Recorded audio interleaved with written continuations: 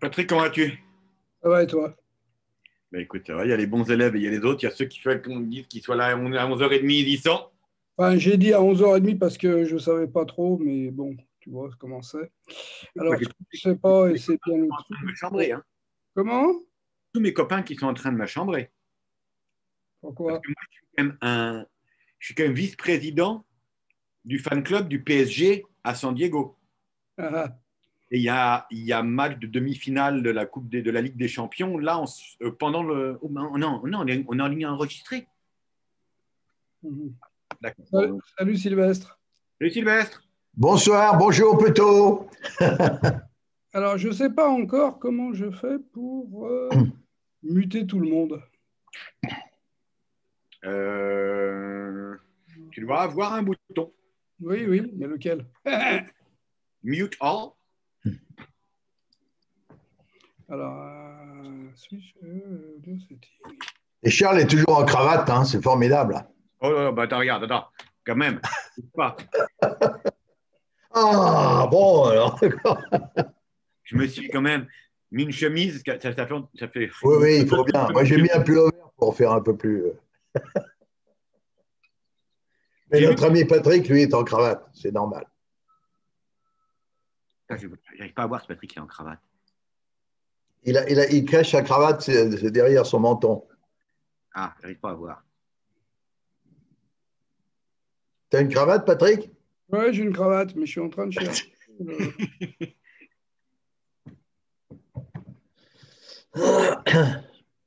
Tu vois, moi, je vais chercher une cravate, j'en ai 25 dans mon placard, mais. Non, non, non, non, non, non, pas de cravate, c'est fini maintenant. La cigarette aussi, là, c'est un peu. Je vais couper la vidéo. Ah voilà, je suis en Dangereux, cravate. là. Là, c'est dangereux. Ah oui, mais attends, on est français, hein, c'est. On va te dire que tu fumes du hash, etc. Ah Donc non, non, non, non, non, surtout pas. Non, non, hors de question. Moi, je suis surtout pas ça. Non, non, moi, c'est que nous. C'est malheureusement des vieilles habitudes prises en France quand j'avais 15 ans et qui ne sont pas parties depuis 28 ans maintenant. eh ben moi, j'ai un copain qui m'a fait de la psychanalyse sans que je sache. Ah ouais? Ouais, il m'invitait tous les 2 mois, etc. Et puis, il posait des questions. Je ne savais pas pourquoi, et je répondais. Et à la fin de l'année, il m'a dit, tu m'as posé cette question, tu m'as répondu ça, etc. Alors, pourquoi tu fumes? Je suis sorti de chez lui, j'ai jeté mon paquet de cigarettes et je n'ai jamais plus fumé. Ah, super. Attends, on a une Oh, sénatrice. Jackie est là. Oh, hello. Ah, ben voilà, de Singapour, non? Bonjour, non, je suis à Paris. Ah, Ah bon, malheureusement, pas à d'accord. Singapour. À Singapour, j'ai plus le droit d'y aller. Donc, Ah bon? ça fait 1 an que je ne suis pas rentrée. On n'a pas le droit de rentrer à Singapour, sinon il faut passer 14 jours à l'hôtel sans sortir de sa chambre. Donc, ça, c'est pas Oui, possible. d'accord, Donc, c'est pas drôle. voilà. Ça va bien? Ça va? Ben, ça va bien, voilà. Alors, Jackie est CCE comme moi, Eh oui, absolument. Absolument. en plus de ses responsabilités. Super, oui. Je ne sais pas comment. Et Christophe, ah ben Christophe est là. Oh, formidable, formidable. On a déjà 2 sénateurs qui sont avec nous. Donc, est-ce qu'il faut que je mette une cravate pour accueillir les sénateurs? Non, non, ça va, c'est bon. À cette heure-ci, pour nous, c'est la fin de la journée. Hein. Donc, nous, on a fini là. Il est 9 heures du soir, oui, c'est ça. Bientôt. Bientôt 9 Non, heures. parce que, ah, voilà. Ah ben, Voilà, ça y est. Bonsoir. Ah, quel honneur de C'est vous bon? voir, chers sénateurs. Oh là, oui, vous avez vu ça. Je suis presque non, je suis en avance, je suis même pas à l'heure, je suis en avance pour une fois. C'est bon, vous m'entendez? Parce que Oh, Eh oui, très bien. j'ai eh mis oui. mon sonotone, c'est bon, voilà. Ah, Euh, Franck, et Jackie Franck est là. grignote en plus. Ah là là. Ouais, bonsoir à tous. Enfin, bonjour à tous. Bonjour à tous et bonsoir à Jackie. Bonsoir. Tu vas bien? Ben, ça va bien, oui, mais bon, il est 9 heures du soir. Hein. Moi, à cette heure-ci, je dors. Hein. Bah, Non, quand même pas, quand même moi, pas. j'ai déjà mis le pyjama en bas, donc il ne faut pas que je me lève pendant la visio. On Moi, va pas voir son. j'ai plus que On le va haut pas, du costume, j'ai déjà le bas du pyjama on va pas et j'ai faire mon voir nounours, son. On va pas et faire j'ai mon voir ce qu'on a nounours en à bas. côté Hein. de moi. Et j'ai mon nounours à côté de moi, donc je suis prêt, voilà. De joindre la vidéo. Ils me disent que c'est. Bonjour, je suis Solange. Je vois rien du tout en vidéo. Ben, il y a déjà. Ah ben, il faut mettre vos vidéos, je m'excuse. Ah oui, donc dans une vidéo. Et tout le monde est muté. Ils me disent que je ne suis pas capable de joindre la vidéo. Ils me disent que bonjour, je suis Solange. Je vois rien du tout en vidéo. Mais il y a déjà. Ah ben, il faut mettre vos vidéos, je m'excuse. Dans une vidéo. Et tout le monde est muté. Ils me disent que je ne suis pas capable de joindre la vidéo. Pas pourquoi. Ils me disent bonjour, je suis Solange. Je vois rien du tout en vidéo. Mais il y a déjà. Ah ben, il faut mettre vos vidéos, je m'excuse. Dans une vidéo. A l'air de se faire normalement et cette personne, je ne sais pas pourquoi, ça ne fonctionne pas. Je vois que tout le monde est muté. Je vais donc commencer et puis on verra au fur et à mesure les personnes qui seront présentes au fur et à mesure.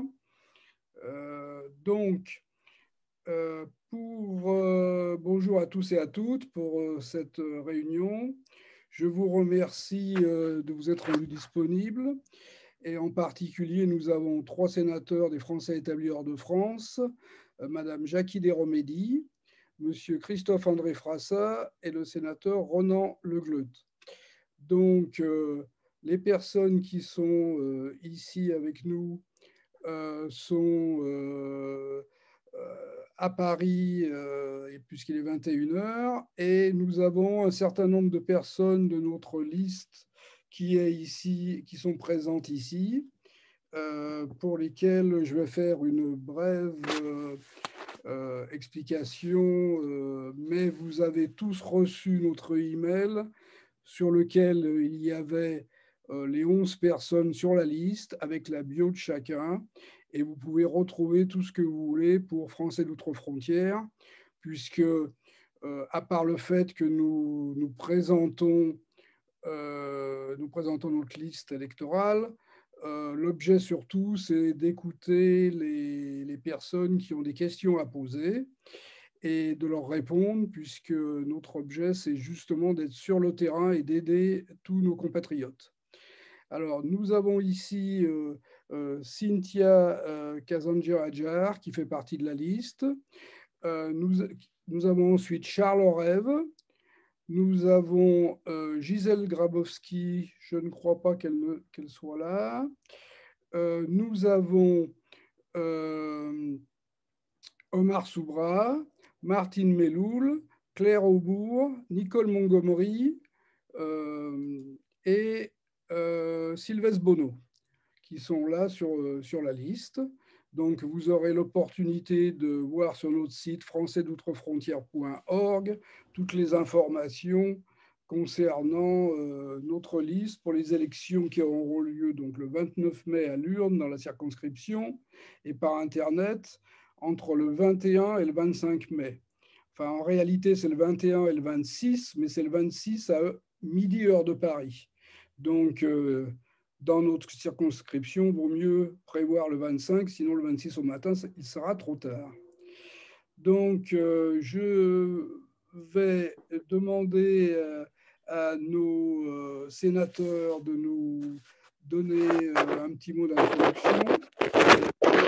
On passera directement aux questions pour les personnes. Donc, pour ceux qui n'étaient pas là juste au début, je précise que nous avons prévu environ 1h30, puisque nos sénateurs, pour eux, c'est déjà à 9h, et que demain matin, ils ont aussi, avec le président Gérard Larcher, le président du Sénat, ils ont une très grosse réunion aussi sur Zoom, mais nous les remercions d'être présents à cette heure tardive pour nous. Peut-être que Jackie, tu peux commencer si tu le veux bien, et voilà, je crois que tu n'es plus muté là, c'est bon? Ça y est, c'est bon, merci. Bonjour à tous, je m'appelle Jackie Desromédy, je suis sénatrice et donc représentant les Français établis hors de France. J'habite à Singapour depuis 31 ans Je suis architecte d'intérieur et je suis sénatrice depuis 2017. Ça fait déjà 6 ans. 2017 et 6, 23, c'est pas possible. 2014, voilà, c'est ça, ça commence pas bien. Voilà, donc je suis au Sénat à la commission des lois et donc je m'occupe en particulier du groupe d'études français de l'étranger et de pas mal d'autres choses. Voilà. Alors, donc, le sénateur Frassa, s'il veut bien prendre la parole. Voilà, j'ai essayé de brancher mon micro. Je suis là. Bonjour à tous. Je suis Christophe Frassa. Je suis le plus ancien de la bande. J'ai été élu en 2008. Je suis vice-président de la commission des lois. Je suis le sparring partner de Jackie de Romédy, puisqu'en 2014, nous étions sur la même liste tous les deux. Je suis également membre de la commission des affaires européennes au Sénat et je suis aussi président, je me rétrogradais, de la commission politique de l'Assemblée parlementaire de la francophonie et j'aide du mieux que je peux Jackie au sein du groupe d'études des Français de l'étranger qu'elle préside depuis sa mise en place. Voilà, et je suis très heureux de retrouver des visages amis et connus de la communauté française de l'Ouest américain. Parfait, merci. Alors, le sénateur Ronan Le Gleut. Bonjour Patrick, bonjour Cynthia, bonjour à tous. Écoutez, je suis absolument ravi d'être avec vous aujourd'hui. Je suis donc Ronan Le Gleut, sénateur représentant les Français établis hors de France, membre de la commission des affaires étrangères, de la défense et des forces armées. À ce titre, j'ai eu l'occasion de siéger à l'Assemblée parlementaire de l'OTAN.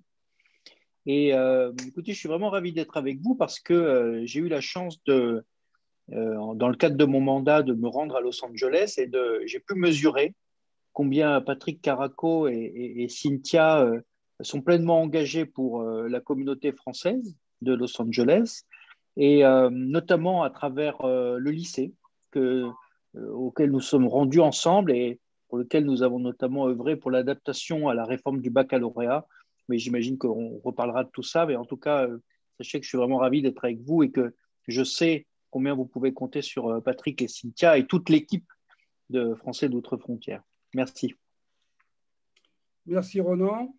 Alors, tu fais mention du lycée. Je vois que nous avons Pierrette Gaspard, qui aussi elle-même fait partie du LILA, qui est un des lycées que tu n'as pas visité, le lycée international à Burbank, qui a 3 campus. Et donc, Pierrette Gaspard est une fondatrice du LILA. Donc, et si j'ai bonne mémoire, elle est aussi une des responsables dans la vallée du réseau de sécurité. Voilà. Donc, nous allons continuer un petit peu, en particulier avec tout ce qui est questions. Et alors, s'il y a des personnes qui ont des questions, vous pouvez lever la main en bas et on vous donnera la parole. J'ai déjà quelques questions qui m'ont été posées. Et on va peut-être commencer par poser des questions à Madame Jackie Desromédy, qui récemment a eu des conversations importantes avec concernant tout ce qui concerne les certificats de vie et les systèmes de retraite. Et je crois qu'elle a des dernières nouvelles, puisque nous avons beaucoup de réclamations en règle générale de tous nos compatriotes qui ont beaucoup de difficultés, en particulier bien sûr les retraités, qui ont des difficultés à mettre leur certificat de retraite annuel sur le système de l'assurance retraite. C'est un système, elle va nous l'expliquer, mais qui a été modifié il y a 15 mois environ, j'ai bonne mémoire en octobre 2019, et qui était pour faciliter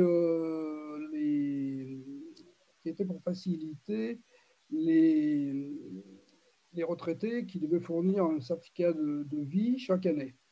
Bien entendu, au lieu de faciliter, pour l'instant, ça a plutôt compliqué les choses, d'autant plus que quelques mois avant cela, les consulats généraux, et ce n'est pas spécialement dû à celui de Los Angeles, avaient reçu l'ordre de ne plus signer de certificat de vie. Donc tout ceci, c'est un petit peu complexe comme situation. Le seul avantage de ce système, c'est que le certificat de vie maintenant est envoyé lorsque c'est possible dans le système, lorsque le système l'accepte. Le certificat de vie sert aussi pour toutes les autres caisses complémentaires, ce qui n'était pas le cas précédemment, où il fallait envoyer des certificats un petit peu de partout. Un point, et peut-être qu'avant de passer la parole à Madame Jackie Desromédy, c'est aussi que beaucoup de personnes, le système a été fait d'une manière telle que vous recevez un certificat de vie, vous pouvez l'imprimer sur le système retraite, et ce qui se passe, c'est que comme ce n'est plus le consulat qui signe le certificat de vie, il faut aller chez un notariat public pour le faire. Or, beaucoup de notariats publics font un document supplémentaire extérieur à la page réellement que vous devez envoyer. Et le seul problème, c'est que le système n'est pas fait pour accepter 2 pages. Donc, c'est une histoire de fou, on le sait.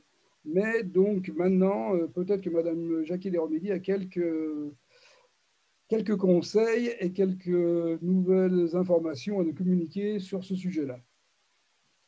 Oui, merci Patrick. Écoute, actuellement, le problème, c'est qu'on avance sur ces certificats de vie, on en parle depuis des années et c'est toujours extrêmement compliqué. Donc, en effet, maintenant, on a l'avantage de pouvoir les télécharger. Bon, le système France Connect, je pense que c'est celui-là dont vous parliez. C'est pas évident de se connecter à partir de l'étranger, mais enfin, c'est un système qui marche beaucoup mieux que ce que ça marchait alors. C'était vraiment compliqué. Maintenant, avec France Connect, on arrive quand même à pouvoir télécharger dans un sens et à renvoyer dans l'autre sens. Alors, actuellement, il y a une nouvelle validation qui va se faire par la biométrie, mais on nous a dit que ça serait plutôt vers la fin de cette année.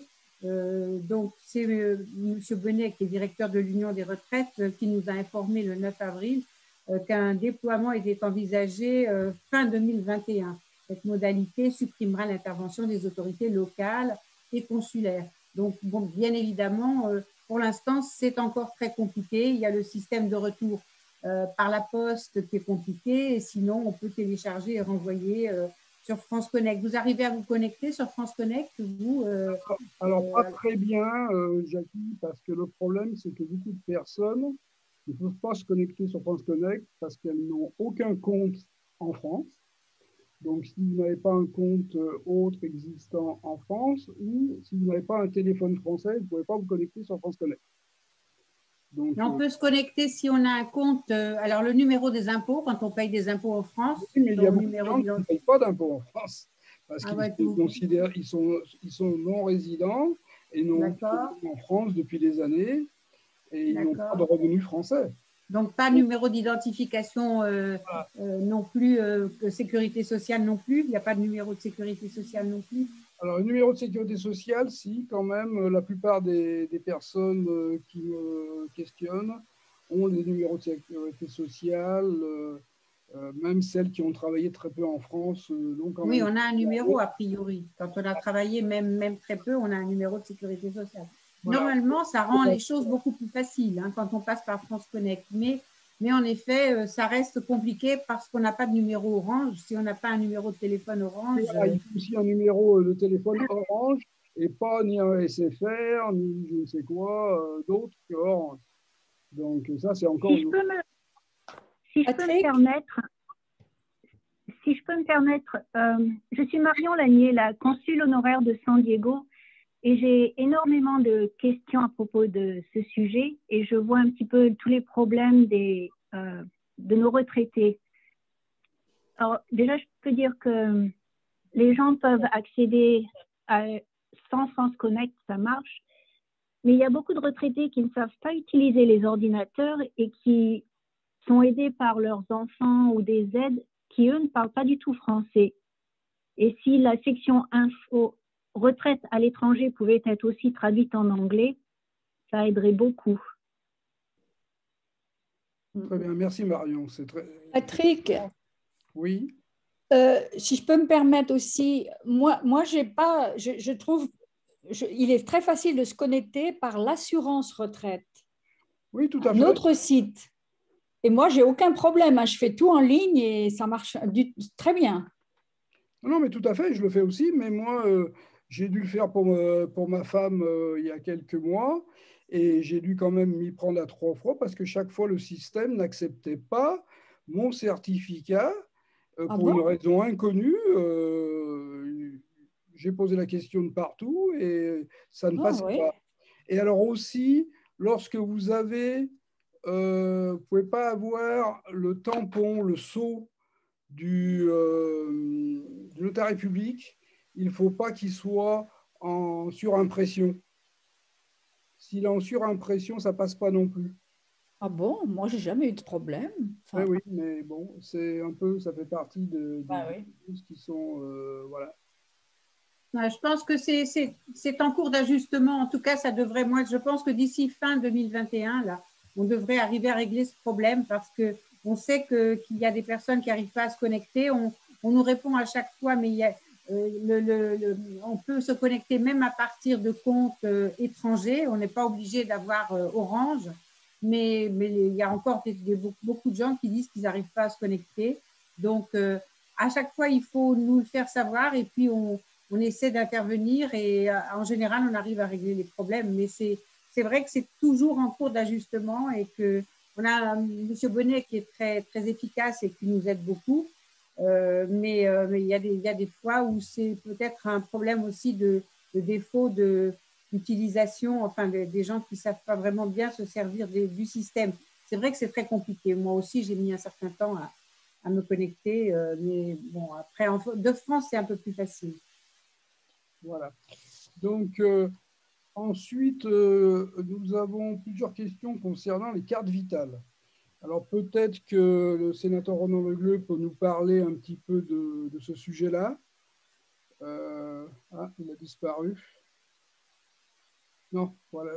Pardon. Non, j'étais en train d'essayer de partager avec vous, mais sans succès, il faut que je m'y reprenne à 2 fois, une question écrite au gouvernement sur France Connect que j'ai posée et qui est publiée. Donc, c'est un document public puisque la question est publiée sur le site du Sénat et surtout, la réponse qui est le plus intéressant est aussi publique. Et très clairement, ce qui est indiqué dans la réponse, c'est que les moyens il y a plusieurs moyens de se connecter à France Connect. Et parmi ces moyens, il cite notamment l'utilisation d'un téléphone portable français. Et ils le décrivent plusieurs fois dans la réponse. Et évidemment, pour un Français qui est établi à l'étranger, il est quand même assez rare qu'un Français établi à l'étranger ait un numéro de téléphone portable français en plus de son portable local. Et donc, on voit bien que dans sa conception, France Connect avait tout simplement oublié l'existence des Français de l'étranger.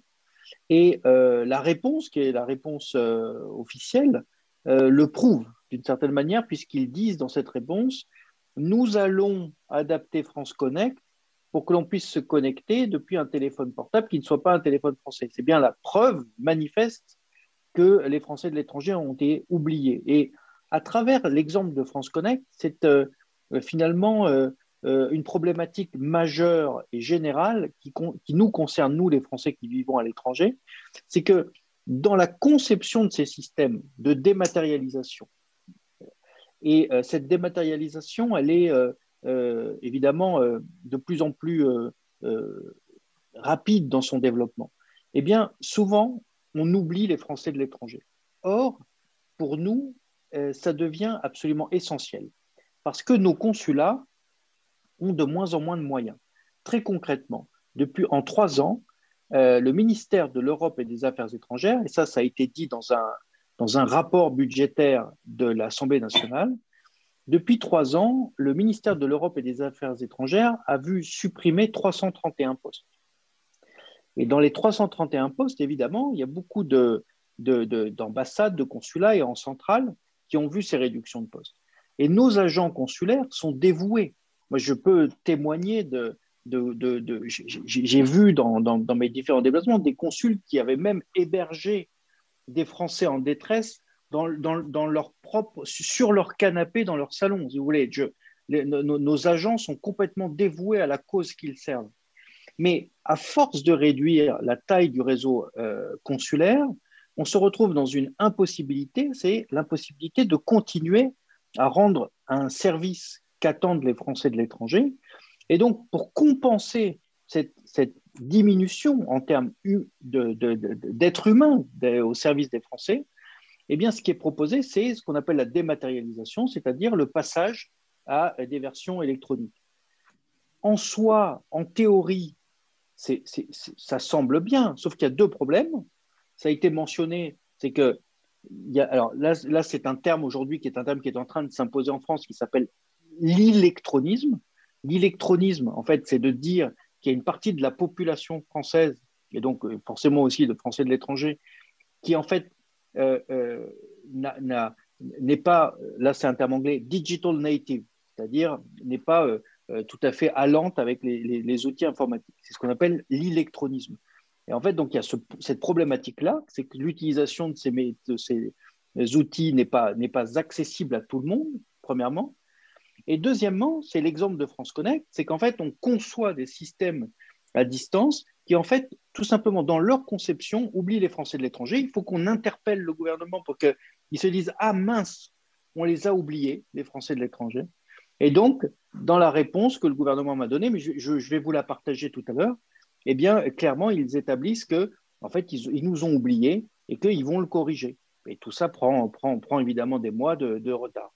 Donc, on a vraiment, si vous voulez, une question fondamentale qui est derrière tout ça, c'est que finalement, il y a de moins en moins de relations humaines. Et moi, ce que j'ai comme retour des contacts que j'ai avec les Français de l'étranger, il y a un message fort, un message clé qui revient pratiquement un message sur 2. C'est le suivant: pourquoi est-ce que je ne peux pas parler à quelqu'un au consulat? C'est un message que j'entends tous les jours. Il ne se passe pas une journée sans que je reçoive un email de quelque part dans le monde d'un Français qui me dit il y a encore quelques années, on arrivait à joindre le consulat. Et aujourd'hui, on n'y arrive plus. Et la raison, c'est celle que je vous ai donnée. C'est qu'en fait, à force de réduire en termes d'êtres humains, même si nos agents font des heures sup, donnent tout, à un moment, ça ne passe plus, ça ne marche plus. Donc, on est vraiment face à une problématique fondamentale qui est cette question finalement du service rendu à nos communautés françaises à l'étranger. Et il faut absolument œuvrer sur 2 choses. Selon moi, il faut remettre de l'humain. On ne peut pas avoir des consulats sans être humain, ça ne fonctionne pas. Quand Alain Juppé était ministre des Affaires étrangères, il disait à propos du ministère des Affaires étrangères qu'il était à l'os. Aujourd'hui, on est à la moelle, si vous voulez. C'est-à-dire qu'à force de compresser ce ministère, qui est le ministère qui a le plus fait d'efforts, de tous les ministères en France, celui qui a le plus contracté son nombre d'agents, de tous et de loin, c'est le ministère des Affaires étrangères. Parce que vu de France, on se dit « ils s'en sortiront bien ». Et puis comme on a cette image, nous les Français de l'étranger, d'évadés fiscaux, il faut voir dans l'Hexagone ce qu'on nous dit, à nous les représentants des Français de l'étranger. On nous dit « mais vous n'avez pas de problème avec vos évadés fiscaux ». Et je leur dis « mais il y a 3,5 millions de Français à l'étranger, s'il y avait 3,5 millions de milliardaires français en exil, ça se saurait, on ne pourrait pas les cacher ». Vous voyez bien que ce raisonnement est totalement absurde. Mais ça, c'est un combat qu'on doit mener en permanence pour rappeler qu'en réalité, les Français qui vivent à l'étranger ne sont en rien privilégiés. C'est un leurre complet qu'on entend parfois dans l'Hexagone.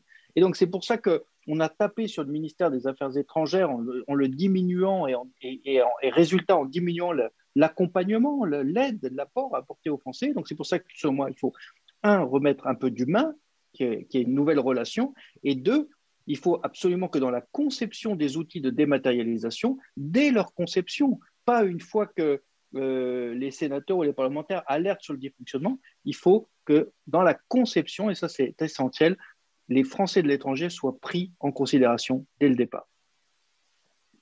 Merci Ronan. Et effectivement, il s'agit d'un problème récurrent, bien entendu, ici, puisque en tant que conseiller des Français de l'étranger, alors, nous avions une appellation jusqu'au mois d'octobre précédent qui était conseiller consulaire.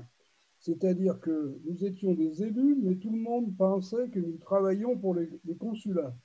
Et en règle générale, quand les personnes n'arrivent pas à joindre le consulat, je reçois des emails, des textes, toutes sortes de choses pour répondre à des questions qui devraient concerner le consulat. Mais malheureusement, nous n'avons pas le choix. Nous faisons le plus possible, nous donnons le plus d'aide possible à nos compatriotes localement pour pouvoir leur faciliter la tâche, mais parfois, c'est difficile. Une autre, donc on va passer sur un autre sujet qui était la carte vitale, qui intéresse beaucoup de personnes, beaucoup de questions là-dessus. Ça va être relativement rapide, je pense. Et peut-être que c'est... Est-ce que Christophe veut répondre là-dessus ou c'est Ronan qui répond là-dessus? Ronan, peut-être? Ronan est bien lancé, je pense qu'il peut poursuivre parce que c'est un sujet connexe. Moi, je parlerai des choses qui marchent en fiscalité, si vous voulez bien. D'accord, allons-y. Alors, Ronan, tu veux oui, ce qui s'est passé avec les cartes vitales? Oui, ce qui s'est passé. Donc, en fait, il y a une réforme qui est mise en œuvre en 2019, qui s'appelle la réforme de la PUMA, qui succède à la CMU, la couverture maladie universelle, et des retraités. Donc, en fait, des Français qui, par exemple, enfin, il n'y a pas que les Français, mais disons des Français, puisque c'est quand même ce qui nous s'intéresse, qui avaient travaillé en France, qui avaient cotisé, s'établissent aux États-Unis, et au moment d'un passage en France,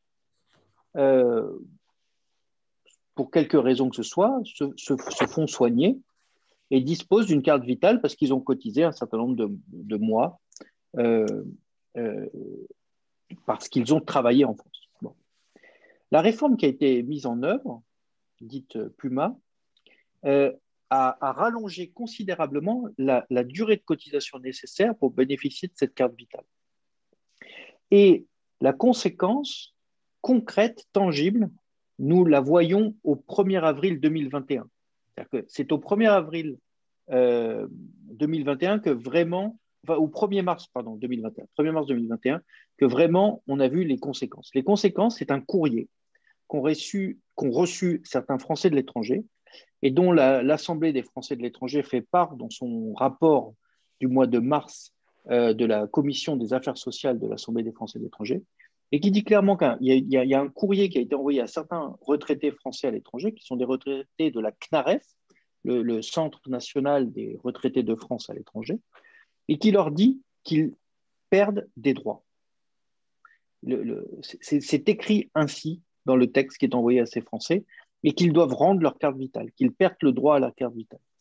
Donc vraiment, on a eu une perte de droit qui a été opérée durant cette présidence pour ces retraités français qui, jusqu'à présent, sont un certain nombre à avoir eu cette carte vitale pour les cas où ils étaient en séjour en France.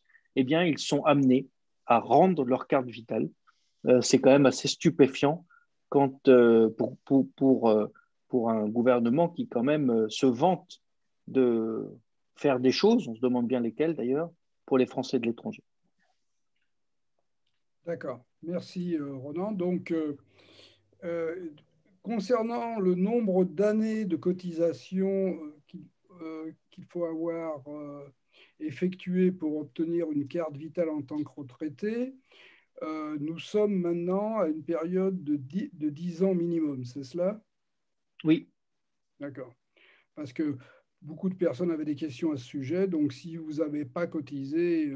Alors, cette question en amène une autre, bien sûr, c'est-à-dire que des personnes disent, est-ce que si je rentre définitivement en France, est-ce que j'aurai droit à la carte vitale? Oui. En théorie, 3 mois après, avec une période de carence, mais cette période de carence avait été levée. Et je ne sais pas si elle a été étendue après le 30 avril 2021, mais elle devrait l'être, je pense, quand même, pour les personnes qui rentreraient en France. Après, nous avons un sujet qui intéresse pas mal de personnes aussi, c'est la CSG-CRDS, puisqu'il y a eu... alors, les Français de l'étranger hors Europe sont taxés sur la CSG-CRDS. Ça, c'est Christophe, Ronan, Jackie. Oh, ben ça, je veux bien m'y coller, puisque ça va me permettre de faire un peu d'archéologie fiscale, puisque j'ai vécu la chose depuis l'origine. Puisque je vais vous faire un bref rappel des épisodes précédents. Tout a commencé en juillet 2012. François Hollande venait à peine d'être élu, et un ministre qui a fait beaucoup parler de lui par la suite et pour d'autres raisons, qui s'appelait Jérôme Cahuzac, fait entrer dans le Code général des impôts, à l'occasion de la toute première loi de finances rectificative en juillet 2012, l'extension de la CSG-CRDS pour les Français d'étranger sur les revenus des capitaux.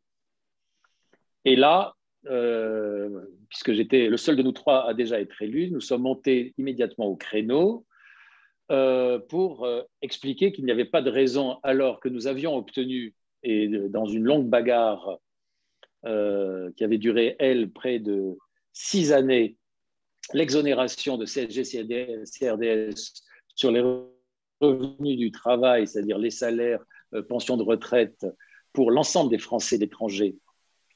Donc sur ces revenus-là, on ne voyait pas, par parallélisme des formes, pourquoi sur les revenus des capitaux, les Français de l'étranger devraient être assujettis à la CSG-CRDS. C'est le point de départ de la bagarre. Et malheureusement, 2012, 2021, l'année prochaine, ça fera 10 ans que le bras de fer continue. Le seul point positif, c'est que dans ce bras de fer, nous avons obtenu, par un avis du Conseil d'État, que les Français qui vivent dans l'Union européenne et l'espace européen sortent de ce champ d'application de la CSG-CRDS. Ça fait malgré tout, on va dire, sur l'ensemble des 3 400 000 Français dans le monde, un Français sur 2. Vous me direz, c'est peut-être pas mal, mais vous, hélas, malheureusement, en résidant aux États-Unis, vous faites partie de la mauvaise moitié, c'est-à-dire les Français qui sont toujours matraqués sur la CSG-CRDS. Là-dessus, ça fait depuis l'entrée en application donc, de cette décision du Conseil d'État, qui est malgré tout arrivée assez vite, puisque c'était en 2014 de mémoire, ça fait 7 ans.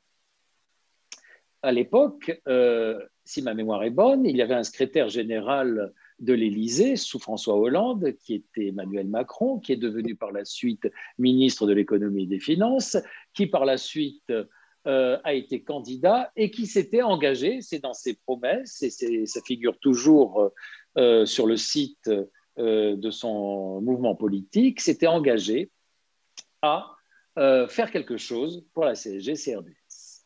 Et depuis, il n'aura échappé à personne que ce candidat a gagné les élections, qu'il est devenu président, qu'il a eu depuis, je crois, on en est à 3 ministres du budget, et que la bagarre se poursuit parce que l'administration fiscale se retranche en disant « Ah ben non, nous avons dû céder devant la réglementation européenne. C'est pour cela que nous avons sorti les résidents qui vivent dans l'Union européenne et dans l'espace économique européen, mais tous les autres, c'est notre droit, je dirais même notre privilège, de pouvoir les assujettir à la CSG-CRDS. Et donc, je vous dirais 2 choses, et je reprends à mon compte ce qu'a dit le président du Sénat lui-même, c'est injuste.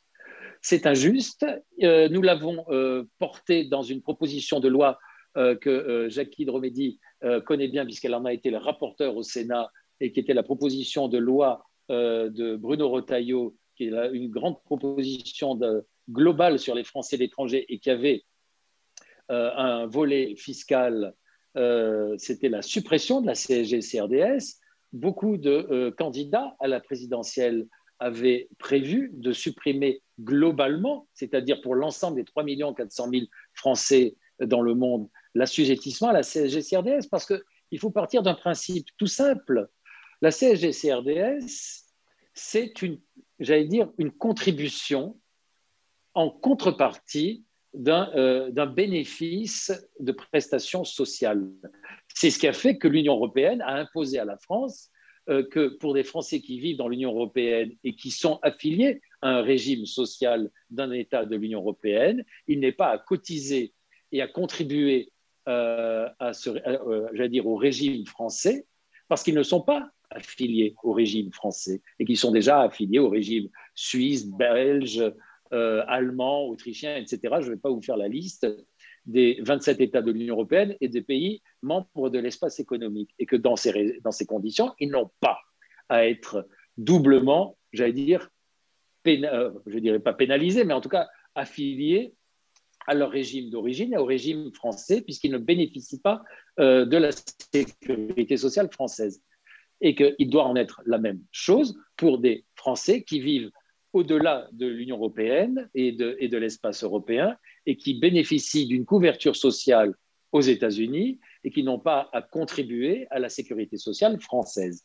Et par parallélisme des formes, on défend depuis maintenant 9 ans cette position qui est une position tout simplement qui est une position de bon sens et qu'il faut avoir, même en matière fiscale, si c'est difficile à entendre pour le ministère des Finances, du discernement. Et c'est la position que l'on défendra jusqu'à ce que peut-être le gouvernement change et qu'on espère entendre cette réclamation qui est tout simplement de bon sens, c'est-à-dire que les Français de l'étranger doivent cotiser et ils n'ont jamais fait défaut.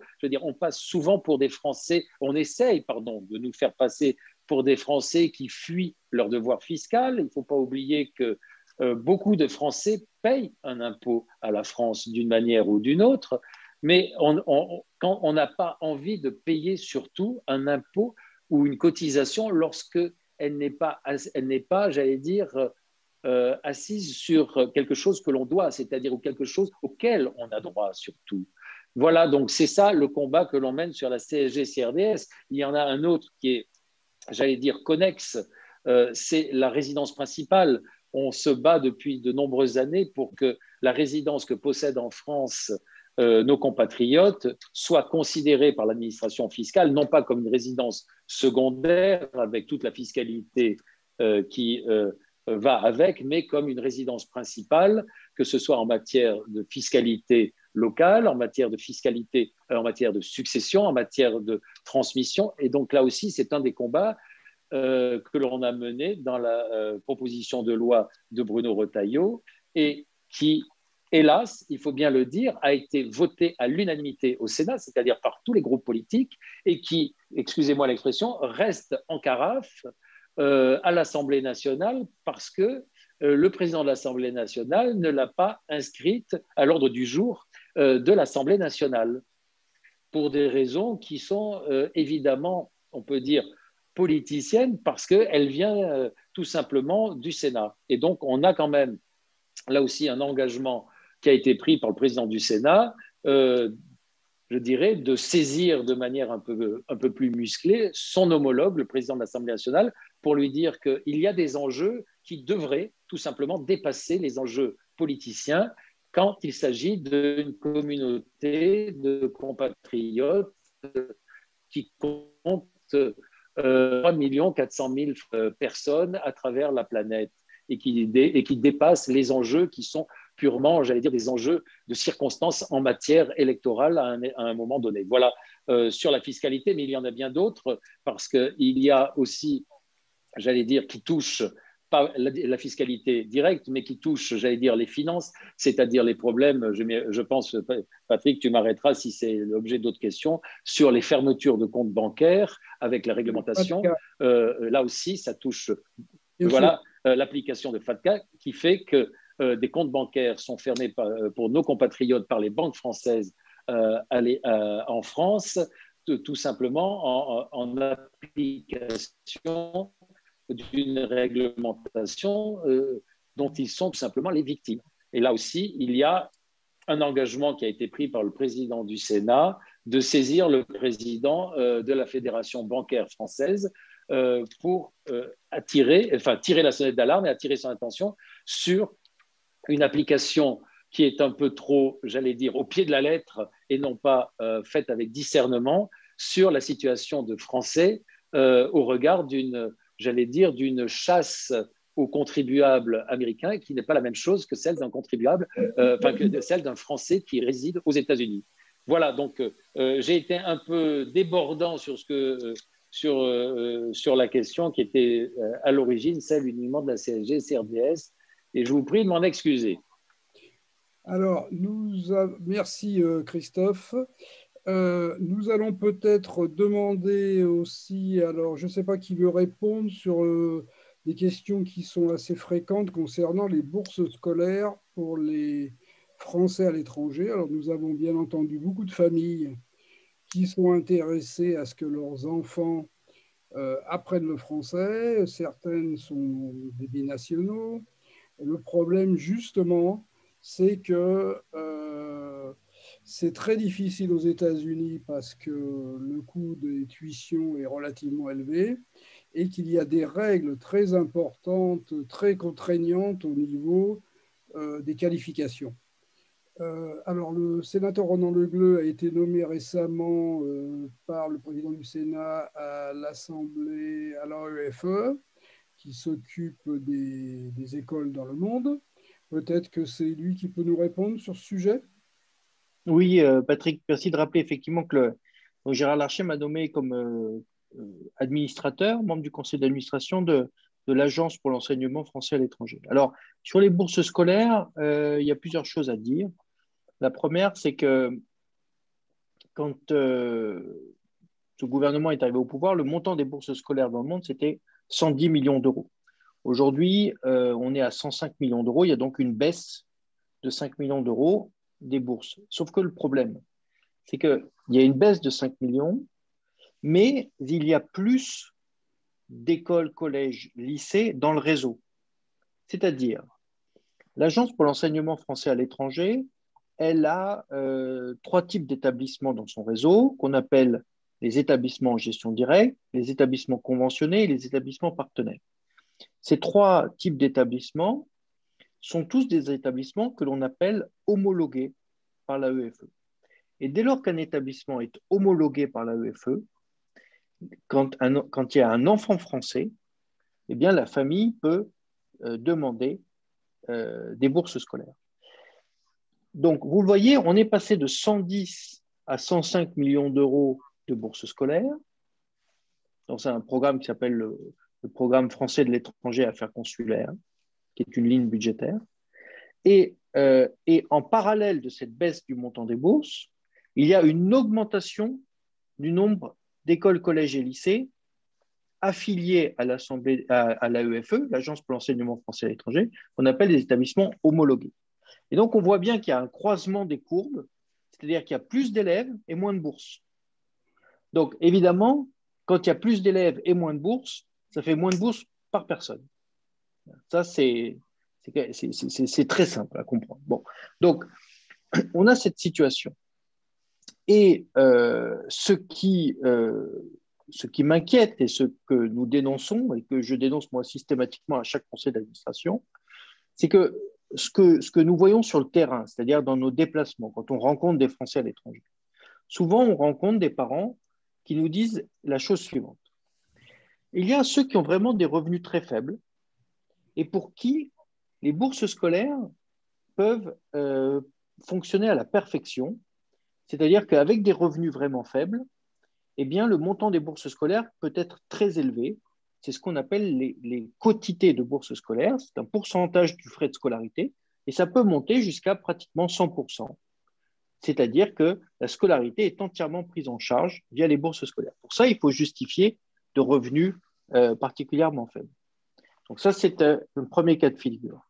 Deuxième cas de figure, ce sont ceux qui soit ont des revenus extrêmement importants, soit sont fonctionnaires internationaux, et dans ce cas-là, l'agence internationale pour laquelle ils travaillent prend en charge la frais de scolarité, ou encore, troisième cas, les expats, les vrais expats, c'est-à-dire ceux qui ont vraiment un contrat d'expatrié parce qu'ils travaillent dans un grand groupe à l'international, et dans le cas, c'est pris en charge. Et donc, vous voyez, entre ces deux cas, ils sont soit avoir des revenus très faibles, et dans ce cas-là, le système des bourses peut prendre à sa charge, soit les cas de ceux qui, en fait, soit ont des revenus extrêmement importants ou sont pris en charge par leur entreprise ou l'institution publique.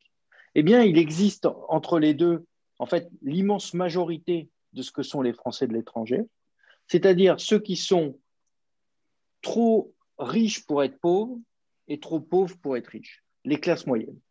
Et souvent, les classes moyennes, dans nos déplacements, ils nous disent la chose suivante. Ils nous disent, voilà, j'ai des revenus qui me permettraient éventuellement, avec une petite part de bourse, de scolariser un enfant. Sauf que j'en ai 2 ou j'en ai 3. Qu'est-ce que je fais? Est-ce que je fais le choix de scolariser uniquement un de mes 3 enfants dans le lycée français, qui est en fait ce que je peux offrir financièrement, ou bien est-ce que finalement, pour que mes enfants soient tous à égalité, je les mets tous les 3 dans un autre système? Vous voyez ce genre de dilemme que vivent les parents.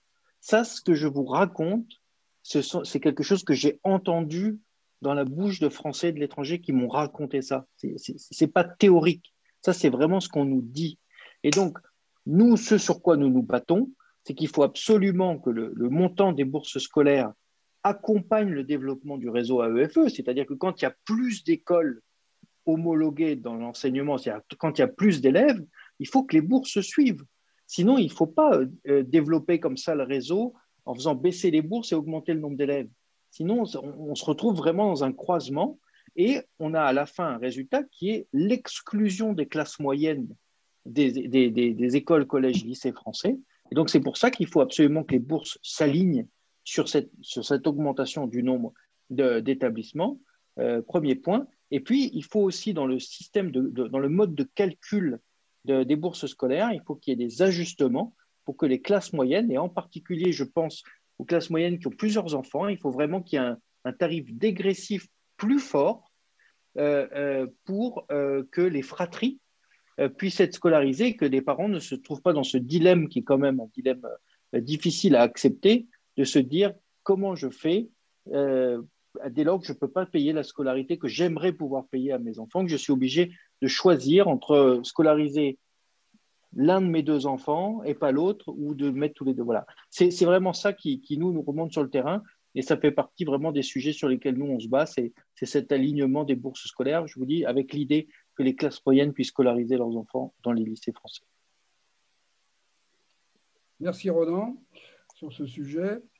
Nous avons aussi quelques questions qui ont été posées par Sylvestre Bonneau, qui est un de nos conseillers du commerce extérieur et qui, nous avons d'ailleurs qui est un de nos colistiers, et nous avons aussi un autre de conseiller commerce extérieur, Omar Pierre Soubra de Denver, que je salue.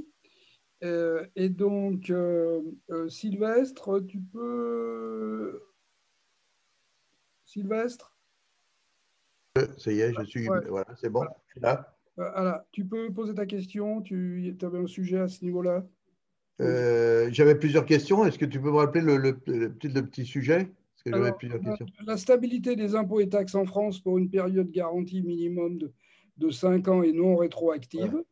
Oui, est-ce que ce serait possible d'avoir justement, c'est très difficile parce que évidemment ça demande le Sénat et l'Assemblée nationale pour être confirmé, et d'obliger quand même à avoir une structure d'impôt qui est stable en France. Et c'est ça qui fait défaut à notre pays. C'est qu'on ne peut pas investir même dans notre propre pays, ne sachant pas que les impôts soient stables pendant au moins 5 ans. Est-ce qu'il y a un moyen, je ne sais pas lequel, qui puisse peser sur l'administration fiscale en obligeant de faire des lois fiscales qui ne puissent pas changer pendant au moins 5 ans. Voilà. Est-ce que Jacques peut répondre à ça? Alors, ça c'est vraiment une question intéressante, en effet. On aimerait bien tous avoir ça, hein, une stabilité des impôts, et ça change et ça évolue en permanence. Donc ça, vraiment, je ne vois pas du tout. À chaque loi de finances, on ne sait pas ce qui va nous attendre. Donc, c'est revu tous les ans, c'est voté au Parlement. On ne peut pas revenir sur ça, empêcher le Parlement de légiférer sur des sujets qui sont les budgets de l'État. C'est pas possible. Enfin, moi, à mon avis, c'est pas possible. Le budget de l'État, on le vote tous les ans, et pour couvrir le budget de l'État, il y a des impôts qui vont avec. Et ça, malheureusement ou heureusement d'ailleurs, parce que c'est bien aussi que le Parlement soit consulté, et qu'en fonction de ce qui se passe, il y ait des ajustements. Vous voyez, nous, on a non seulement le vote des budgets, mais aussi on a des projets, des budgets rectificatifs plusieurs fois dans l'année. Et là, en cette période, je crois qu'on en est au 4e ou au 5e budget rectificatif, parce qu'il y a eu des dépenses supplémentaires, et donc du coup, on a des budgets à revoter. Et donc, obligatoirement, il ne faut pas rêver. À un moment ou à un autre, pour l'instant, l'argent tombe du ciel, mais à un moment ou à un autre, il va falloir rembourser tout ça, il va falloir tout payer. Et c'est sûr, parce que bon, malheureusement, l'argent tombera du ciel un certain temps, jusqu'après les élections présidentielles, je suppose. Et après, on va commencer à avoir la note qui va arriver, et il faudra rembourser cette dette qui est passée à 140 milliards, je crois, ou je ne sais plus. Enfin bon, mais là, comme on vient de donner 434 milliards aux entreprises en France, donc je suppose que si elles ne remboursent pas les prêts garantis par l'État, donc tout ça, ça sera remboursé par les Français qui cotisent. Donc, non, ça, je voudrais bien, Sylvestre, je comprends bien, c'est très difficile. C'était une question, mais c'était un peu pieux. Une question intéressante, oui. Mais bon, on pourrait peut-être essayer de demander moins, mais stabiliser, non, ça me paraît difficile, stabiliser pour 5 ans. D'accord. Alors, merci. J'avais une autre question concernant aussi, et ça concerne les sénateurs, aussi les 3 sénateurs. Pourquoi les conseillers du commerce extérieur de la France ne sont pas sollicités par le Sénat pour un certain nombre de choses locales ou qui existent de par le monde, qu'ils pourraient faire avancer en collaboration avec les CCEF? Voilà. Ben oui, on n'est pas assez sollicité. On demande du travail. Alors, Christophe, peut-être, tu as quelque chose là-dessus à dire? Je veux pas griller la priorité, parce que c'est quand même Jackie, la patronne au CCEF. Mais je pense que c'est surtout lié à l'histoire même, et surtout à la législation qui fait que les CCEF sont avant tout un conseil du gouvernement, et non pas une structure que je dirais libre de ses mouvements. Ils sont avant tout là pour conseiller le gouvernement sur la conjoncture économique. Et c'est vrai que dans ces conditions, étant nommés directement par le ministre en charge du commerce extérieur, ils ont une relation qui est, elle, directement liée au pouvoir exécutif, et non pas au Parlement. Ceci dit, leur président du Conseil national des CCE est régulièrement auditionné par la commission en charge des affaires économiques dans les 2 assemblées.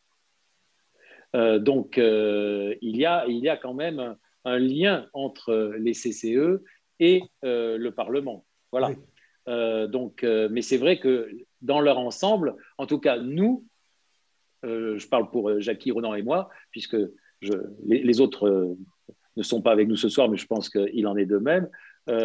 Moi, j'ai toujours rencontré les CCE dans tous mes voyages, et on a toujours eu un moment d'échange, et je pense que c'est la même chose pour Jackie, forcément, puisqu'elle en fait partie. Ce sont des acteurs incontournables de la communauté française, et donc forcément, pour nous, sénateurs des Français et de l'étranger, il n'y a pas un déplacement à l'étranger que l'on fait sans rencontrer la section des CCE dans le pays où on va.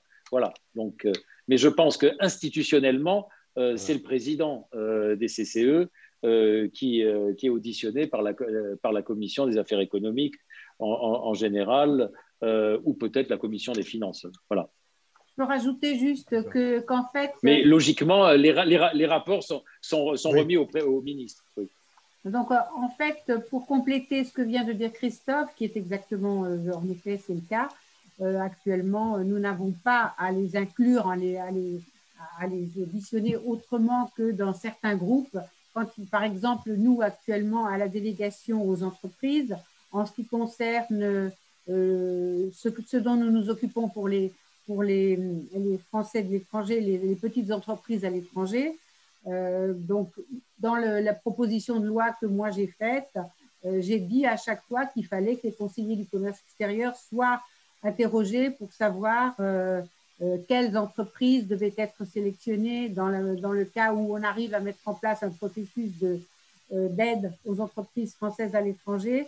Il va falloir faire un relevé de ces entreprises. Et là, j'ai demandé à ce que les conseillers du commerce extérieur soient partie prenante dans la sélection, pas dans la sélection, mais dans le recensement, voilà, dans le recensement des entreprises qui feront partie de ce label France qui sera donné aux entreprises françaises à l'étranger. Donc voilà, mais ça c'est quelque chose, bon, parce que je les connais bien et que je sais à quel point on travaille beaucoup et qu'on aimerait que ça serve davantage. Ça, je suis bien d'accord avec ça. Quand j'étais conseiller du commerce extérieur, on trouvait toujours qu'on travaillait beaucoup, mais que ça s'arrêtait là. Et c'est toujours un peu énervant. Mais c'est vrai aussi que quand on a travaillé avec eux, on se dit aussi qu'on pourrait les utiliser davantage. Et dans ce qu'on est en train de préparer avec la délégation aux entreprises et avec le groupe d'études des Français de l'étranger, ils sont impliqués, mais comme le dit Christophe, au niveau du président. C'est Alain Bentejac après qui donnera qui dira aux sections à l'étranger, qui leur dira il faut faire ça ou il faut faire ça. Mais ce n'est pas nous qui pouvons nous permettre de donner des instructions aux conseillers du commerce extérieur. Ça passe toujours par le président, que ce soit le président des CCI, quelquefois on demande aussi au président des chambres de commerce françaises à l'étranger, ou au président des conseillers du commerce extérieur. Mais il est vrai que leur aide est extrêmement importante et pour en être, je sais à quel point ils font beaucoup de choses et qui sont très insuffisamment utilisées.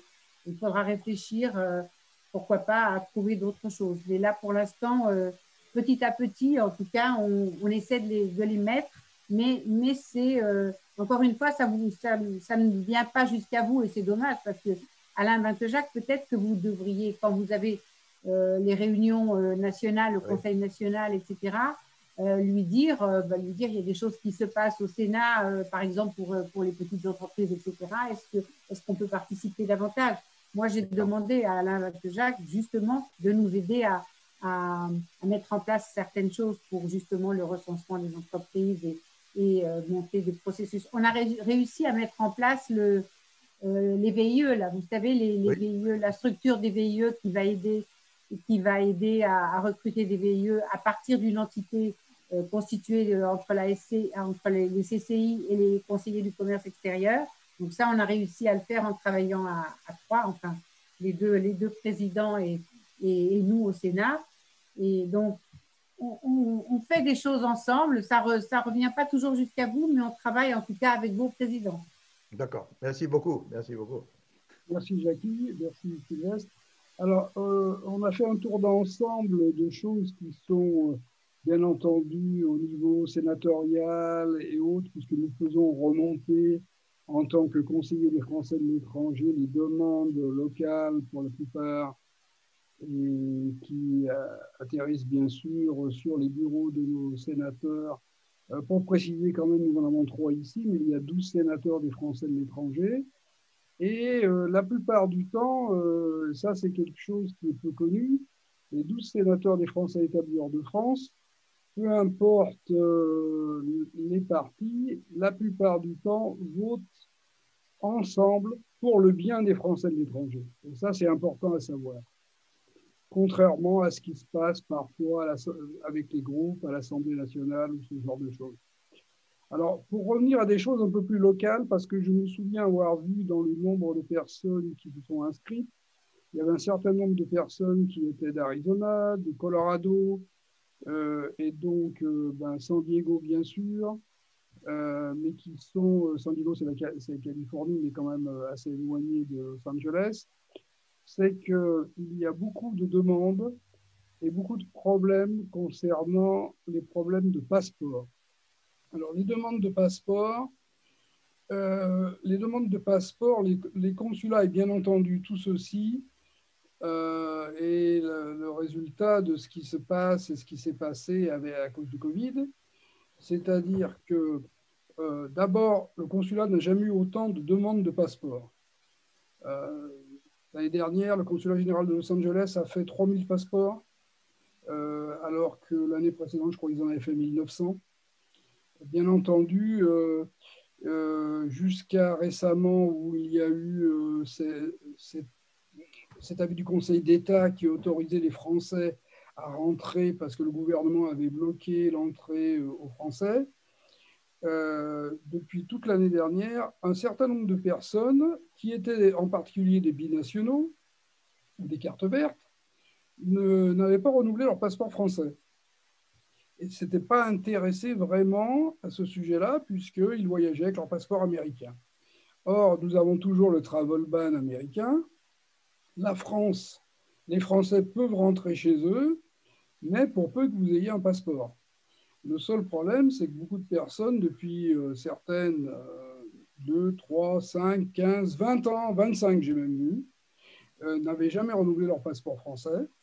Et bien entendu, ou alors étaient des familles binationales qui n'avaient pas non plus soit enregistré leur mariage ou enregistré la naissance de leurs enfants. Donc, le consulat a été extrêmement sollicité pour ce genre de choses.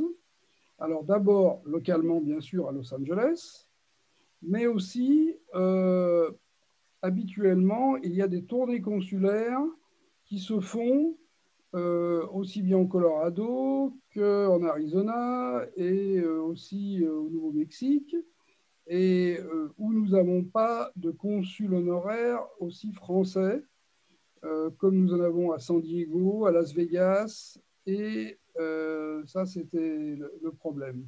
Alors, bien sûr, les tournées consulaires ont été annulées pour une raison simple, c'est que le règlement sanitaire de la Californie obligeait de faire une quarantaine en partant et au retour, ce qui veut dire que l'employé qui allait 48 heures faire une tournée consulaire ne pouvait pas travailler pendant 20 jours. Donc ça a été complètement éliminé à ce moment-là. Les tournées consulaires ont recommencé récemment, mais ce n'est pas facile parce qu'il y a énormément de demandes. Les gens disent qu'ils n'arrivent pas à s'inscrire. Le consulat lui-même, pour les demandes de passeport en ligne, n'ouvre que tous les 15 jours. Donc, si on vous pose des questions, il faut dire que, parce que vous avez des gens qui me questionnent encore maintenant en me disant pour le mois de juillet, j'arrive pas à avoir de passeport. Non, vous n'aurez pas de rendez-vous parce que les rendez-vous sont tous les 15 jours par le consulat. Et il faut regarder régulièrement parce qu'il y a aussi des gens qui s'inscrivent et qui ne viennent pas. Donc, pour prendre des rendez-vous, c'est un peu complexe, mais il faut avoir de la patience et c'est la seule solution. Par contre, lorsque vous avez un rendez-vous, ça va assez vite, puisqu'en moins de 15 jours, vous recevez votre passeport, vous n'avez plus besoin de 2 comparutions, c'est-à-dire que maintenant, vous êtes obligé de comparaître à cause des empreintes digitales, mais les passeports sont renvoyés par FedEx. Donc là, c'est déjà quelque chose qui est une amélioration, puisque précédemment, il fallait aussi 2 comparutions. On me pose la question aussi régulièrement de savoir pourquoi on ne peut pas avoir en même temps un rendez-vous passeport et carte d'identité. Pourquoi? D'abord parce que toutes les cartes d'identité, les demandes ont été suspendues. Et puis, il est prévu qu'il y ait une nouvelle carte d'identité mise en place à compter du mois d'août, qui sera d'un format un peu plus récent et surtout avec toutes les informations électroniques, empreintes et ce genre de choses. Mais les cartes d'identité qui étaient valables 10 ans et qui sont expirées ont été étendues de 5 ans. Mais ça, peu de personnes le savent. Donc, beaucoup de personnes ont des cartes d'identité françaises qui sont expirées, mais qui sont encore valides. Pas pour voyager dans tous les pays, puisqu'il paraît qu'il y a certains pays, en particulier en Europe, qui ne les acceptent pas. Mais c'est bon à savoir aussi. On me pose des questions régulièrement sur les permis de conduire français. Les consulats ne délivrent pas de permis de conduire français. Et ça, malheureusement, si vous avez perdu votre permis de conduire en France, c'est auprès de la préfecture qu'il faut vous adresser en France. Pour les documents d'état civil, tu as quelque chose, Jackie, là-dessus? Oui, Patrick, pour les permis de conduire, maintenant, il y a quelque chose qui a été, une procédure qui a été beaucoup allégée. Ça se fait par informatique. Et donc maintenant, ça, je pourrais te communiquer tous les renseignements parce qu'il y a un service auquel on écrit en envoyant certains documents, mais qui sont des documents simples, des cartes d'identité, enfin des choses comme ça, enfin assez simples. Et on le reçoit par courrier. Donc, c'est quelque chose. Je vais dire à Philippe Dupuis de t'envoyer ça demain. D'accord? Merci, Jackie. Aussi, en ce qui concerne, donc, on parlait des cartes d'identité, des permis de conduire. Nous avons aussi beaucoup de personnes qui demandent comment est-ce que l'on fait pour avoir des documents d'état civil.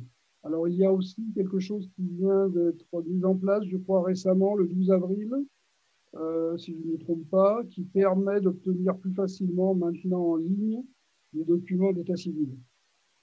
Donc, la plupart des extraits de naissance et autres, pour les personnes qui sont nées en France, oui, peuvent être demandés en ligne. Oui. Sinon, j'ai aussi des questions concernant les élections. Alors, bien sûr, nous avions précédemment, et en tant que président de la commission de contrôle et vice-président du conseil consulaire, l'année dernière, avant que nos élections des conseillers des Français de l'étranger aient été repoussées à cette année, j'avais établi un calendrier et des bureaux de vote avec la consul adjointe.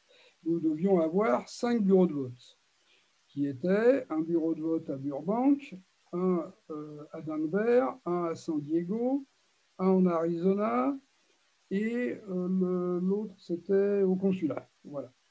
Donc, bien sûr, cette année, malheureusement, nous n'aurons que 2 bureaux de vote pour les élections des conseillers des Français de l'étranger, donc les bureaux de vote à l'urne pour le 29 mai. Et les 2 bureaux de vote seront soit à la résidence de France, soit au consulat général de France. Le consulat va vous envoyer des informations à ce sujet, puisque ceci a été établi en fonction des zip codes. Donc, vous allez recevoir quelque chose. Toutes les personnes qui sont inscrites, de toute façon, vont recevoir le lieu de vote en personne. Bien entendu, c'est très complexe. J'ai eu encore une réunion, j'ai parlé il y a 2 jours avec les personnels du consulat qui ont fait une réunion. C'est très compliqué parce que peu de personnes vont pouvoir rentrer en même temps dans les bureaux de vote. Ils ont des obligations, bien sûr, conseil sanitaire. Alors, tous les employés du consulat seront tous vaccinés et ils ne prendront que des assesseurs vaccinés. Mais, par exemple, on ne pourra pas, il y a un problème justement apparemment à cause des rideaux des isoloirs, puisqu'on ne peut pas toucher le rideau, sinon il faudra nettoyer le rideau à chaque fois. Donc ça va être aussi une histoire un peu difficile à résoudre. Ils sont en train d'y travailler. Là-dessus, Patrick, si je peux prendre la parole là-dessus, en France, ils ont été supprimés, les rideaux. Les rideaux d'isoloir ont été supprimés et mis de façon à ce que, évidemment, les gens ne soient pas face au bureau de vote, donc soient isolés, si je puis dire, donc sans qu'il y ait recours aux rideaux. Et par contre, la nouvelle jauge qui a été annoncée tout à l'heure par le gouvernement pour les élections régionales et départementales, c'est que ne seront admis dans les bureaux de vote fermés, et ça risque d'être très souvent le cas pour nous à l'étranger, c'est pas plus de 3 électeurs à la fois à l'intérieur de chaque bureau de vote. Ce qui va évidemment pas faciliter la circulation des électeurs pour pouvoir aller voter. Ce qui a amené le gouvernement à autoriser en France l'installation de bureaux de vote lorsque c'est possible sous les préaux d'écoles et non plus à l'intérieur uniquement des salles de classe lorsqu'il y a des écoles. Donc, il y aura pour la première fois des bureaux de vote en extérieur en France pour les élections régionales et départementales, du moment qu'il y a un toit au-dessus, c'est-à-dire qu'on va utiliser tous les espaces extérieurs couverts dans les communes où cela va être possible. Donc, et c'est entre autres les mesures qui vont être détaillées dans les jours qui viennent pour l'élection du 20 juin, donc régional et départemental, puisqu'il y a 2 scrutins le même jour. En France seulement, pas chez nous. Ah bah, il est à parier qu'on risque d'avoir les mêmes contraintes à l'étranger, en tout cas à l'intérieur des bâtiments, pour l'accès au bureau de vote, quoi. Oui, en tout cas, pour l'isoloir et pour le nombre. Oui, tout à fait. Le nombre, c'est ce qui m'a été confirmé. Il y aura peu de monde dans les bureaux de vote. Et puis, il y a aussi d'autres contraintes locales pour ceux qui connaissent. Le consulat général de France, c'est un ascenseur au 4e étage. Donc, avec un garde en bas, un garde en haut et quelqu'un qui fait le liftier, pour ainsi dire, pour l'ascenseur. Parce qu'on ne les autorise pas à mettre une table dans le hall. Donc ça, c'est un des points pour vérifier avant que les gens montent au consulat s'ils sont bien au bon bureau de vote. En ce qui concerne la résidence, ça aura lieu dans la guest house, mais il faut qu'ils créent une rampe parce qu'il y a 2 marches et s'il y avait des gens qui se présentaient, des électeurs qui se présentaient avec une chaise roulante. Donc ça, c'est aussi une obligation.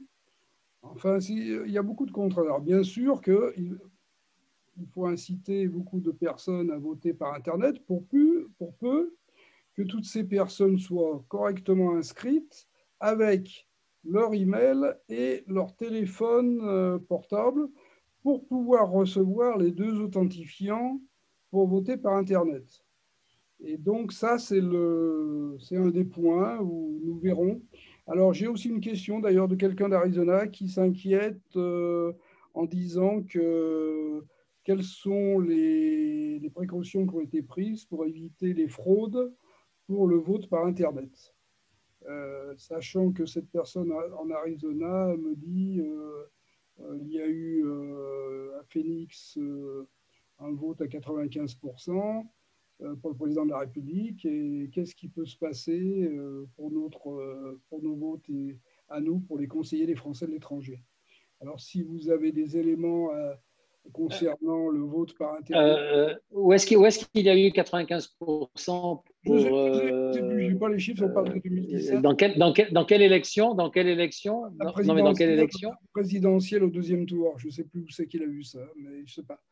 Je n'ai pas eu le temps de me repencher sur les dossiers pour revoir. Ah non, mais de toute façon, pour l'élection présidentielle, il n'y a pas de vote par Internet. Il n'y a de vote par Internet que pour les élections des conseillers des Français de l'étranger, les élections législatives. Et en 2017, il n'y a pas eu de vote par Internet pour les législatives. La fraude, comme dans tout système électoral, elle n'est jamais garantie à 100%. Ce qu'il ne faut pas confondre, c'est la fraude et, j'allais dire, une atteinte à la sécurité du système. On ne peut jamais empêcher les gens de frauder, mais on peut avoir les garanties que le système reste de bout en bout au maximum sécurisé. Pour la sécurisation, il y a eu, comme par le passé, un appel d'offres avec une entreprise qui est spécialisée dans le vote par Internet. Je ne ferai pas de polémique en disant que ce n'est pas la même société que celle qui a été chargée de s'occuper des élections dans un pays que vous connaissez tous très bien. Ce n'est pas la même. Et qui a apporté toutes les garanties de sécurité dans le cahier des charges qui a été préparé par l'ANSSI, qui est l'Agence nationale de sécurité des systèmes informatiques, qui est une agence gouvernementale française.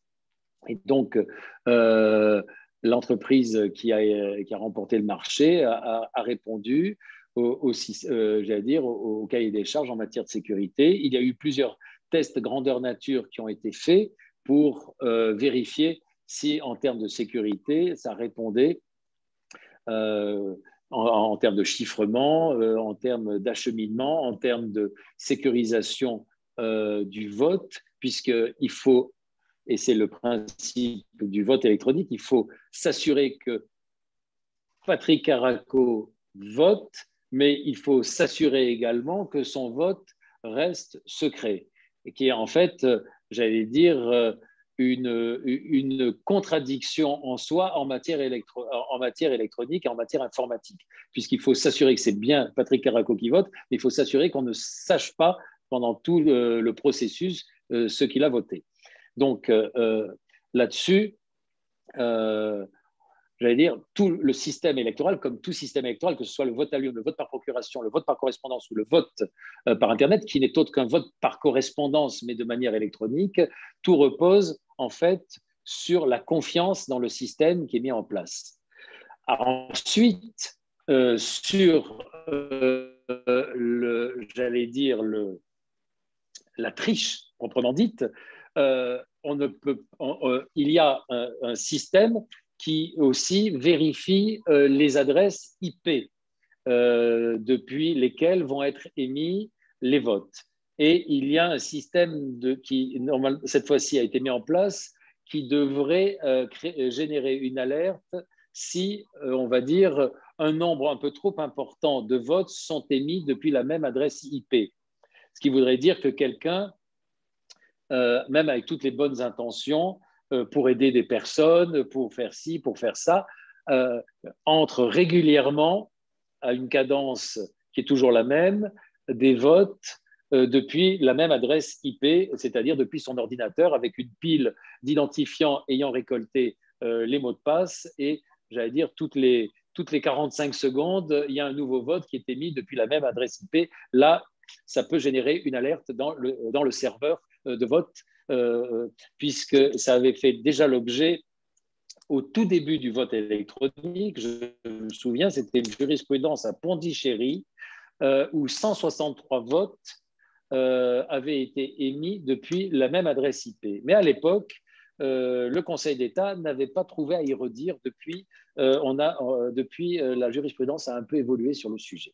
Voilà. En tout cas, pour répondre à la question de notre ami de Phoenix, sur la triche, il y a aujourd'hui des paramètres qui permettent de créer une alerte, semble-t-il, si il y a, j'allais dire, voilà, en matière de triche. En matière de sécurisation, nous avons mené avec Jackie et un de nos collègues, Jean-Yves Lecomte, pour le compte de la Commission des lois, une mission d'information sur les conditions du vote, et un des aspects était le vote électronique, et nous avons auditionné à cet égard le président du bureau de vote électronique ainsi que le directeur général de l'ANSSI, donc l'Agence nationale de sécurité des services informatiques, et les réponses qui nous ont été faites nous permettent en l'occurrence de dire que les garanties de sécurité ont été renforcées pour avoir un vote électronique qui soit, j'allais dire, en bon ordre pour fonctionner. Après, évidemment, on n'est pas à l'abri d'une attaque informatique entre le 21 et le 25 mai. Ça, je ne suis pas, j'allais dire, devin, et je ne peux pas vous dire qu'entre le 21 et le 25 mai, les serveurs ne soient pas attaqués parce que je n'en sais rien du tout. Voilà. Mais ça, c'est une question de sécurité. Ce n'est pas une question, j'allais dire, de triche sur le vote. Voilà. Merci Christophe. Avant de conclure rapidement, il y a une question qui est pour les sénateurs sur le chat. Je ne l'ai pas vu d'ailleurs, on me le signale. La question sur le fait que les conseillers votent pour les sénateurs. Quelqu'un voudrait des précisions pour une explication pourquoi les conseillers sont les conseillers des Français de l'étranger sont les grands électeurs pour les sénateurs. Bon, ben, je m'y colle, si vous voulez bien. Nous sommes une collectivité, les Français de l'étranger, nous sommes une collectivité un peu à part. C'est-à-dire que nous sommes une collectivité qui, contrairement, j'allais dire, à tous les autres départements, nous n'avons pas de territoire, puisque notre territoire, c'est que nous vivons chez les autres. Dans un département, quel qu'il soit, je vais prendre un département qui n'est pas très loin de celui où est mon pays, puisque moi j'habite à Monaco, et donc les Alpes-Maritimes. Les grands électeurs des sénateurs sont les maires, les conseillers départementaux, les conseillers régionaux élus dans les Alpes-Maritimes. Pour nous, Français de l'étranger, puisqu'il y a des sénateurs qui ont été créés et institués en 1946, il faut bien qu'il y ait un collège de grands électeurs qui élisent les sénateurs des Français d'étrangers pour qu'il y ait un parallélisme des formes avec les grands électeurs des sénateurs des départements, puisque nous sommes une collectivité à part entière comme les autres sénateurs qui représentent les autres collectivités.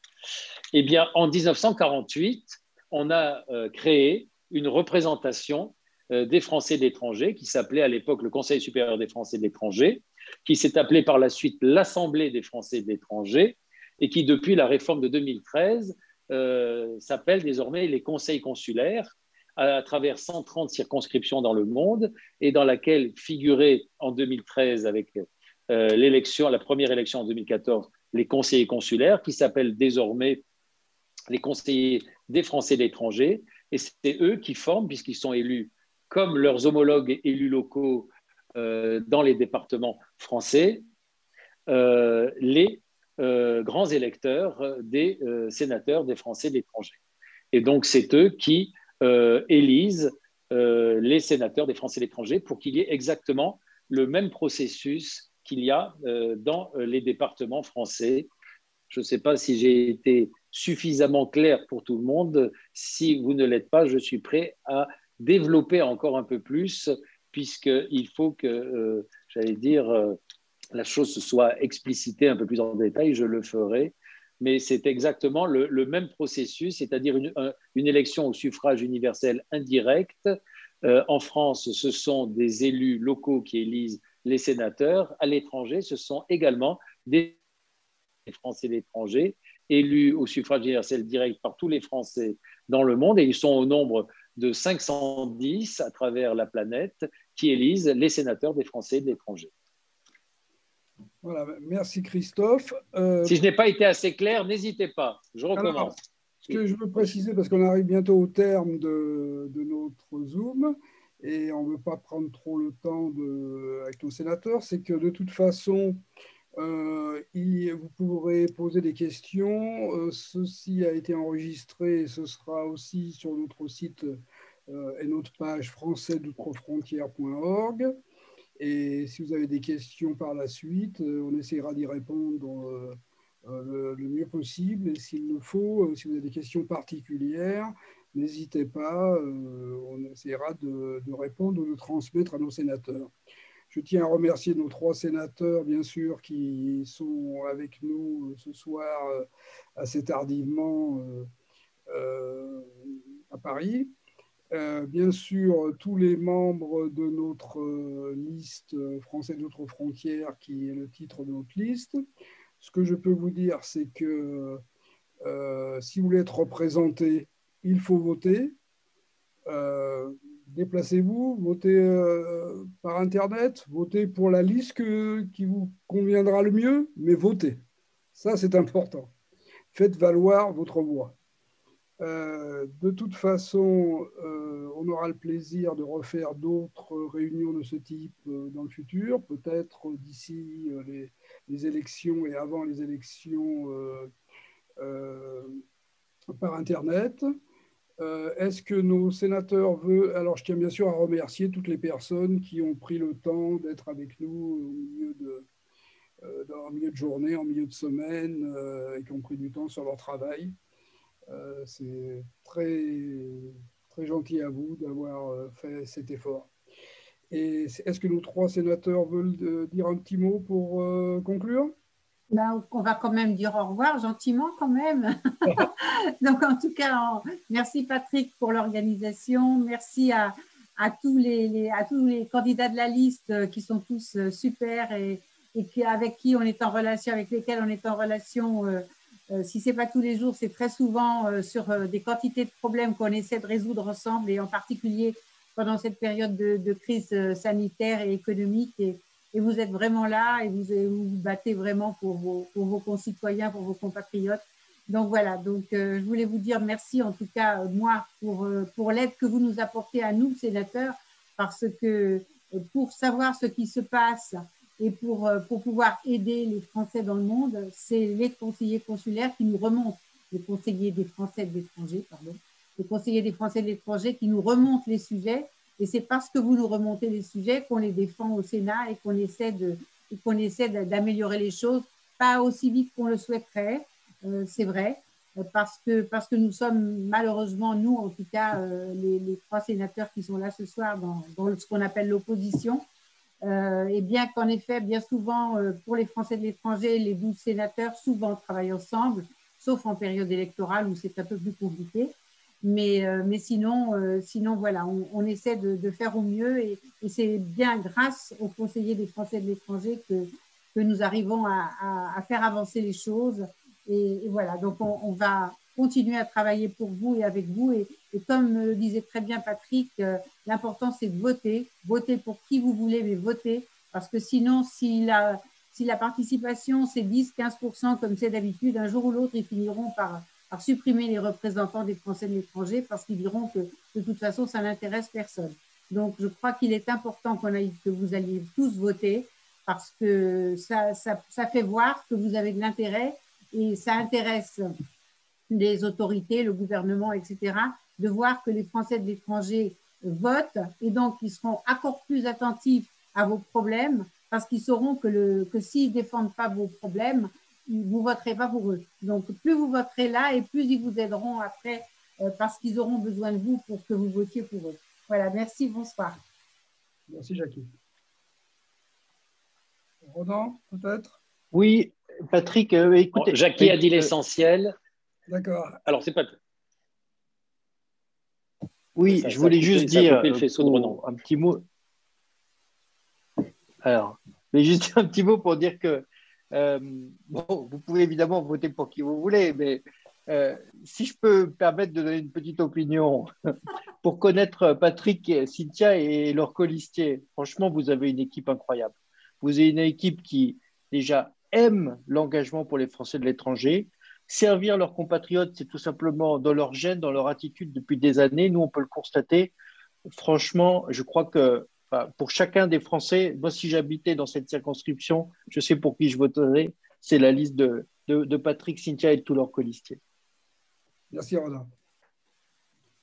Christophe, tu termines? Bon, comme Jackie et Ronan ont dit l'essentiel, je vous dirais que pour vous donner le nom, je suis venu en Californie.